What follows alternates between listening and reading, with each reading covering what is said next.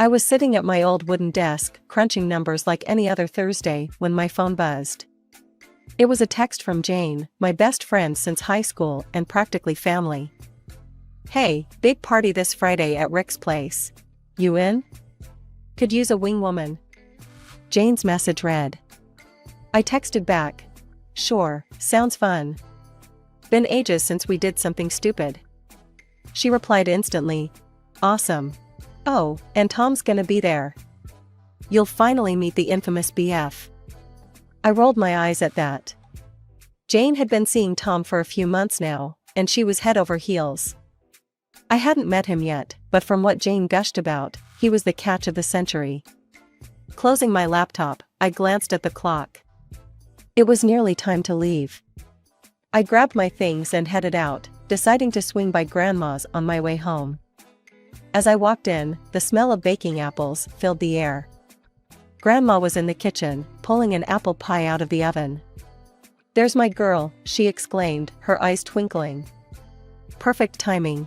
Help yourself to some pie." I hugged her, and she patted my back with her flour-dusted hand. "How you doing, honey?" "Actually going to a party tomorrow. Jane's boyfriend will be there. It's a meet and greet for me," I said, taking a bite of the warm pie. Grandma raised an eyebrow. "Boyfriend, huh? Don't let those boys mess with you or Jane." "We joked about that the other day," I laughed. "Said no man's born who could mess with our squad."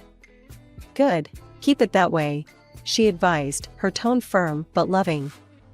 "Men come and go, but your bond with Jane, that's for keeps." I nodded, knowing she was right. After pie, I helped clean up and told her about the party details. She listened, nodding and tisk-ing in all the right places. The next day after work, I got ready for the party. Choosing an outfit was a battle between casual and trying too hard. I finally settled on a simple black top and jeans. It was Rick's place after all, not some fancy downtown club.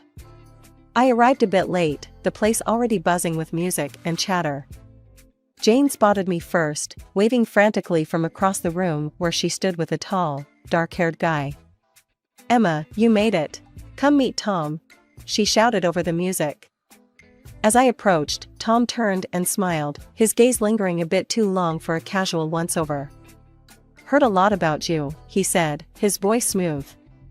"Only the good stuff, I hope," I replied, trying to match his casual demeanor. "All good, promise," Jane chimed in, her eyes darting between us. Something in her look made me cautious, but I brushed it off as party nerves. We chatted, the three of us, and Tom was charming, making me laugh more than I expected. But every now and then, his compliments felt a tad too pointed, his glances a little too sharp. I ignored the nagging feeling in my gut, blaming it on overthinking. After the party, things between Tom and me picked up speed faster than I ever expected. Just 3 months down the line, and there I was, standing in front of a mirror in a bridal shop, staring at my reflection in a white dress that I had picked out in a dizzying rush. My mom was with me, and she kept fussing over every little detail, making sure the veil sat just right on my head. "Emma, you look beautiful, honey. But are you sure? This all seems so fast," she said, her voice laced with worry. I forced a smile, trying to brush off the doubt that kept creeping up. "Mom, it's fine. We're fine. Tom's great, you know that." She sighed, smoothing down the fabric of my dress. "I know, I miss Jane being around." "Have you talked to her lately?" The mention of Jane was a jab to my gut. We hadn't spoken since the engagement party, a party she left early, with a tight smile and an even tighter hug goodbye. "Not really, Mom. You know how it is. Things just got a bit complicated." The weeks leading up to the wedding were a blur of planning and tension. Jane's absence was a gaping hole in every festivity. I tried reaching out to her, but my calls went to voicemail, and my texts remained unanswered. It hurt more than I cared to admit, and with each passing day, the weight of her absence grew heavier. Finally, the wedding day arrived. The walk down the aisle was a mix of smiles and well wishes, but all I could see was the empty seat where Jane should have been. Tom stood at the altar, looking dapper and smiling broadly as I approached. His eyes were bright, but behind the joy, I caught a flash of something else. Was it impatience? We exchanged our vows, and the pastor pronounced us husband and wife. The reception that followed was lively, with music and laughter filling the air, but the celebrations felt hollow without Jane laughing and dancing beside me. During the reception, I overheard a conversation that made my stomach turn. Tom was talking to some of his buddies, not noticing I had walked up behind him. "Yeah, it's all set now. She's a good girl, got her head on straight, especially with finances. We'll be sitting pretty, you'll see," Tom said, a sly grin spreading across his face. His friend clapped him on the back, laughing. "Always had a sharp eye for the good ones, eh, Tom?" I stepped back, my heart racing. Was he talking about me? About us? What did he mean by that?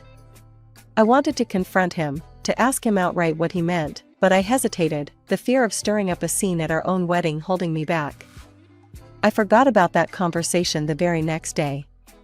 It was domestic, comfortable even, but there were undercurrents, ripples that kept disturbing the peace I desperately wanted to believe in. My job was one of those ripples. After the wedding, walking into work every day felt like stepping onto a stage. Jane's dad, Mr. Coleman, had always been good to me, but with Jane and I no longer talking, I was nervous about where I stood. Turns out, I didn't need to worry, at least not about my job. Mr. Coleman called me into his office about a week after I got back from the honeymoon. "Emma," he started, his voice all business, "I want to be clear. Whatever's happened between you and Jane, it's got nothing to do with work. You're a good accountant, and as long as that continues, there's a place for you here." I nodded, relieved yet still tense. "Thank you, Mr. Coleman. I appreciate that, really." He waved a dismissive hand. "All right, then. Back to it." That brief conversation was a load off, but it wasn't the only weight I carried. Every couple of weeks, Tom and I would visit his mother in her home deep in the forest area, a quaint little cottage surrounded by all sorts of flora. She was a herbalist, her life dedicated to plants and potions. I respected her craft, but every visit was a test of my patience. The first time we went after getting married, her welcome was less than warm. "Oh, Tom, still with Emma, I see. I'd thought by now you'd have come to your senses," she'd said, eyeing me like I was a particularly disappointing batch of herbs. Tom had just laughed, his arm around my shoulder a little too tight. "Mom, come on. Emma's great, you know that." His mother clicked her tongue, shaking her head as she poured a viscous liquid into a jar. "If you say so. But remember, the offer stands. Jane would make a fine wife, knows her way around the kitchen and a balance sheet." The ride home that day was quiet. I stared out the window, my arms crossed, the hurt sitting heavy in my chest. "Your mom really doesn't like me, does she?" I finally said, unable to keep the bitterness out of my voice. Tom sighed, a quick glance in my direction before focusing back on the road. "She's old-fashioned, you know? Set in her ways. Just give it time." "But why doesn't it bother you?" "She's talking about your ex almost like I'm just warming your seat until you go back to her," I snapped, the frustration boiling over. He was silent for a long moment, then shrugged. "I don't know, Em. It's just how she is. Don't take it to heart." But how could I not? Each visit, each comment, it was like a reminder that I wasn't quite what anyone was expecting or hoping for. I was the placeholder, the not quite right choice. And with Tom's passive acceptance, I felt increasingly isolated in my own marriage. The day Grandma passed away was like someone had ripped the ground out from under me. She had been more than just family, she was my compass, especially in these stormy times. The funeral was a blur of somber faces and consoling pats on the back, all muffled under the heavy gray sky that seemed to press down just for me. After the funeral, we gathered at her lawyer's office for the reading of her will. I sat there, numb, not really expecting much. Then the lawyer announced it. Grandma had left her big house and $400,000 to me. Just me. My head spun, and from the corner of my eye, I caught Tom's reaction. His eyes didn't just light up, they practically sparked with excitement. "Wow, babe, that's amazing," Tom said, squeezing my hand a bit too tightly as we left the lawyer's office. "Your grandma really set us up." The discomfort started there, a nagging tug in my stomach. I tried telling myself it was just grief, that the unease was from losing grandma, not from how Tom was acting. But deep down, I knew better. This was a different kind of discomfort, one that I couldn't just explain away. Back at home, things started to change. Tom began disappearing in the evenings, coming home later and later with barely an excuse that made sense. He'd brush off my questions with a flick of his hand. "Just out with the boys, you know how it is." But I didn't know. It all felt off. The final straw came one evening over dinner when he brought up the money and the house. "You know, Emma," he started, his voice casual as he passed me the salt. "We should really think about investing that $400,000. And the house? We could sell it. Make a fortune and invest that too." I stared at him, my fork halfway to my mouth, the food suddenly tasteless. "Sell Grandma's house? Are you serious?" "Yeah, why not? It's just sitting there, and think about the money we could make." He was all enthusiasm, as if he'd laid out the perfect plan. I put my fork down, my appetite gone. "No, Tom. I'm going to rent it out. It's what she would have wanted, and the money's going into a fund for our future children's education." Tom's face changed then, his smile disappearing. "That's a stupid idea, Emma. We could be rich if you weren't so sentimental about that old place." His words stung, and we ended up in a heated argument, voices raised, words that couldn't be taken back thrown carelessly into the space between us. He stormed off eventually, and we didn't speak for days. The next time Tom and I spoke, it was awkward, a thin veneer of normalcy painted over our unresolved conflict. "Look, Emma, I'm sorry for blowing up," he said one evening, his voice soft, almost contrite. "I just think we need to think about our future, about making the most of what we've got." I nodded, not trusting myself to speak, my words likely to betray the resentment that had started to fester. "We'll do it your way," he added, but the way he said it, like a concession rather than agreement, left me cold. As days turned into weeks, the distance between us grew. Tom spent more time out, and I spent more time at Grandma's house, planning the renovations needed to turn it into a rental property. It was one of those rare Sundays when we didn't have much planned, so Tom suggested we go visit his mom. I agreed reluctantly. Each visit was harder than the last, but I didn't want to be the reason he couldn't see his mother.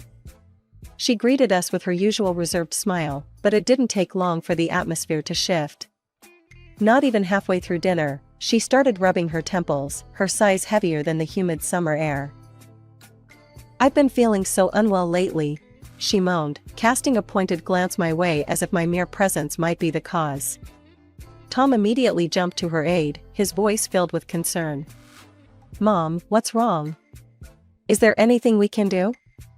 I knew that tone, it was the prelude to him volunteering my time like it was his to give. And sure enough, his next sentence was directed at me. "Emma, maybe you could stay here for a few days? Help Mom out?" I was already shaking my head before he finished. "Tom, you know I've got a packed schedule at work. Besides, maybe it's time to consider a more permanent solution?" "I don't trust modern medicine," she snapped, waving a dismissive hand at me. Her other hand gestured towards the shelves lined with herbs and bottles. "I have my remedies. I just need a bit of help around here, that's all." The ride home was icy. Tom's disappointment was palpable, a thick fog that filled the car and left no room for reasoned conversation. "You know, I'm not sure you really love me," he said suddenly, his voice cold and distant. "Refusing to help my mom says a lot about your feelings towards my family." I turned to him, stunned. "How can you question my love based on this? I've supported every decision, attended every family gathering, and now you say this? You don't act like someone who's part of this family." "Maybe I made a mistake marrying you," he shot back, the words slicing through the last threads of my patience.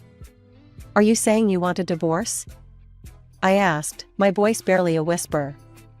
"If things don't change, maybe I do," he replied curtly, his profile stark against the passing streetlights. The next few weeks were rough. Tom withdrew further, busying himself with anything that meant not having to spend time with me. At night, he'd talk to his mother on speakerphone, her loud, self-pitying complaints about her health echoing through our apartment. "Oh, Tom, I don't know how much longer I can manage on my own," she'd wail. "Your wife doesn't even care if I die." And each time, Tom would look at me with accusation in his eyes, as if her health was my responsibility. After several nights of this, I couldn't take it anymore. I started wearing earplugs, the soft foam a blessed barrier against her manipulative moans. It was a usual Thursday afternoon when I decided to check our joint savings account, a routine I had pushed aside for months due to the constant chaos at home. Logging in, I anticipated seeing our usual balance, but the numbers that greeted me sent a chill down my spine. The account was nearly drained. Stunned, I scrolled through the transaction history. Large withdrawals stamped with just ATM and no further explanation. My heart raced as I pieced together that these withdrawals coincided with the nights Tom came home late or not at all. I felt a sickening mix of betrayal and panic gnawing in my stomach. I couldn't confront Tom, not yet. I needed more information, something concrete before I sparked a confrontation that I wasn't prepared to handle. That's when the idea of hiring a private detective came to me. I found a reputable detective online and explained my situation over a hushed phone call from the back of a cafe. 3 agonizing weeks later, the detective called me back. "We need to meet," was all he said. Sitting across from him in a dimly lit corner of a different coffee shop, the detective laid it all out. "Your husband's in deep," he started, his eyes not leaving the file in front of him. "He's racked up a significant amount of gambling debt. The kind that gets dangerous." My hands trembled. "How bad?" "Bad enough that he's desperate. He's been talking about your finances, specifically your inheritance, as a way out." I recorded a conversation between him and his mother. "It seems they have plans for your assets." He played the audio clip. Tom's voice, casual and cold, discussing how soon my money would fix everything. I felt nauseous listening to his plans, spoken so freely, as if I was nothing more than an obstacle to be dealt with. I was still reeling from this revelation when my phone buzzed. It was Jane, my long-lost friend, the one person I thought I had pushed too far away to ever return. Her text was simple: "Need to talk. Can you meet today?" Hours later, I sat across from Jane in yet another cafe, the noise around us a stark contrast to the silence that had stretched between us for months. She looked nervous, playing with her coffee cup before she spoke. "Emma, I'm here because Tom has been contacting me. He's made advances, said things." She paused, her voice shaking. "He told me he made a mistake marrying you, that he should have been with me all along." I felt like I was in a nightmare, everything spinning out of control. "You're telling me this now? Why?" "Because he asked me to do something unthinkable. He wanted me to convince my dad to fire you. Said that once you were jobless, you'd have no choice but to depend on him, to move in with his mother." She pushed her phone across the table, playing a recording of their conversation. Tom's voice, clear and manipulative, detailing his plan like he was plotting a business move. I sat there, stunned and heartbroken. Not just by Tom's betrayal, but by the enormity of his deceit and manipulation. Leaving the cafe, I felt a mix of fear and clarity. It was clear now that Tom and his mother were not just overbearing, they were dangerous. The drive over to Tom's mother's house that weekend felt longer than usual. I felt like I was heading straight into the lion's den, armed with nothing but a fragile plan and a heavy heart. When we arrived, his mother greeted us with her customary cold warmth, a thin smile that never quite reached her eyes. Almost immediately, she started her usual routine of complaints and thinly veiled barbs. "Oh, Emma, dear, I'm just so frail these days, barely can manage on my own," she lamented as we settled into the musty living room. I nodded, my stomach churning, but I had my own plans. Why don't we start with a little walk outside? Some fresh air might do us all good. His mother hesitated, then agreed, shuffling towards the door with more agility than her complaints suggested.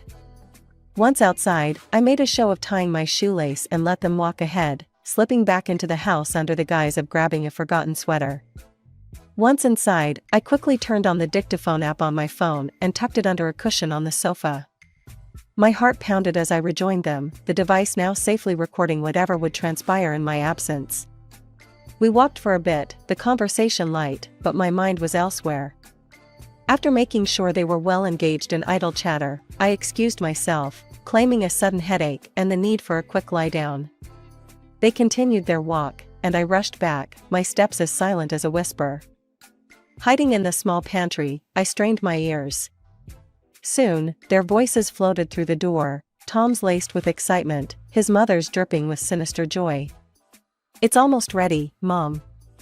Once Emma moves in for a few weeks to help out, we can start with the herbs you prepared, Tom said, his voice a cold hiss that sent shivers down my spine.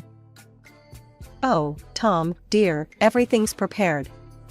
Those special herbs of mine, they work fast and leave no trace. Just make sure she drinks her tea every morning. No one will suspect a thing, his mother replied, her giggle sending waves of horror through me. And once she's gone, no more debts hanging over my head. I can finally clean up my mess and move on. Maybe with Jane, Tom continued, unaware of the betraying silence that filled the rest of the house. Feeling like my entire body was encased in ice, I carefully made my way out and back to the empty living room. I retrieved my phone, stopping the recording and slipping it into my pocket, a heavy weight of evidence against them. That night, I lay awake, the recording playing over and over in my head. I knew I couldn't stay silent anymore. I had to act, and fast. The morning couldn't come soon enough, and with it, I'd begin setting my plan into motion. I never thought I'd have to act in my own life as if it were some dramatic scene from a movie. But there I was, coming home from work, feigning despair. I threw my bag on the sofa, letting out a heavy sigh as I collapsed beside it. I got fired today, I announced, my voice thick with mock desperation. Jane's dad kicked me out at her request. There's nothing left for me here now. Tom froze, his eyes wide with a mix of shock and, disgustingly, a spark of glee. You got fired? Really? Well, that's unfortunate, babe. But hey, maybe this is for the best, you know? Now you can move in with my mom, help her out. She needs you. His words, so predictably selfish, fueled my silent fury. No, Tom. I will never move in with her. I can't believe you'd even ask that of me. I shot back, standing to face him, my voice rising in controlled anger. His face contorted with frustration as he yelled back, if you won't do that for me, for us, then maybe we shouldn't be together. Maybe we should just get a divorce. The word divorce hung in the air like a promise. I reached into my bag, my hand clasping the divorce papers I had prepared. Smiling thinly, I handed them to him. You want a divorce, Tom? You got it. I've signed the papers. It's over. His expression, a mix of confusion and horror, was almost satisfying. What? You knew? You want this? I know everything, Tom, I said, my voice steady, despite the racing of my heart.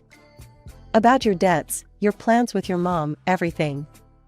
As realization dawned on him, his shock turned to anger, and he stepped towards me menacingly. But before he could reach me, the front door burst open. 2 police officers entered, their presence a wall between me and Tom. Tom paled, his anger deflating as he realized the extent of his exposure. We have enough evidence to hold you and your mother, one officer announced as they cuffed him. You're both under arrest on suspicion of conspiracy to commit murder. The trial was swift. The recordings I had made were damning. In court, faced with the undeniable evidence, Tom and his mother confessed to their horrific plans. They were sentenced to several years in prison. Amidst it all, Jane was there, her presence a silent support I hadn't realized I'd missed so deeply. We walked out together, the weight of the past few months lifting slightly with each step. Let's never let anyone come between us again, she said, squeezing my hand. Never, I agreed, feeling the truth of our reconciliation. It felt like coming home.